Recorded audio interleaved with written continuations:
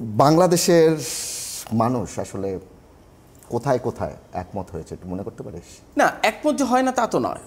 ৭১-এ বাংলাদেশের মানুষ একমত হয়েছিল মুক্তিযুদ্ধের জন্য একমত হয়েছিল, মুক্তিযুদ্ধের জন্য। ২৪-এ মানুষ একমত হয়েছিল ফ্যাসিস্ট সরকারকে হটানোর জন্য।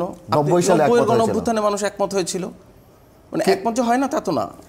এখন বাংলাদেশে দেখ একটা কমিশন আছে, ঐক্যমত্য করার জন্য একটা কমিশন গঠন করা হয়েছে। এই কমিশনটার বয়স ৭ মাস এবং সেই কমিশনটা ৬ মাস পরেও বাংলাদেশের কিছু ভবিষ্যৎটা কেমন হবে, সংস্কারগুলো কেমন হবে,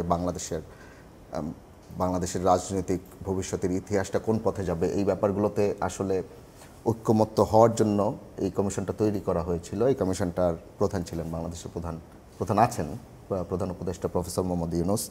সেটা ৬ মাস মেয়াদ ছিল। ৬ মাস শেষ হওয়ার পরও এই কমিশন বাংলাদেশের সবগুলো রাজনৈতিক দলের সাথে ৩০টির মতো দলের সাথে দফায় দফায় বৈঠক করে অনেক আলোচনা করেছে, অনেক কিছু করেছে, সিরিজ বৈঠক, কয়েক দফায় করেছে। তারপরও তারা তাদের ঐক্যমত্য কমিশনের যে কাজ ছিল সেটা তারা শেষ করতে পারেনি। ৬ মাস পর তারা ১ মাস সময় বাড়িয়েছিল এবং সেই ১ মাস সময়ে আমরা এই আলোচনা আজকে যখন কথা বলছি এই সময়ে সেই ১ মাস শেষ হয়ে যাচ্ছে, মানে ৭ মাস শেষ হয়ে যাচ্ছে ঐক্যমত্য কমিশনের। কোথায় আছে ঐক্যমত্য কমিশন?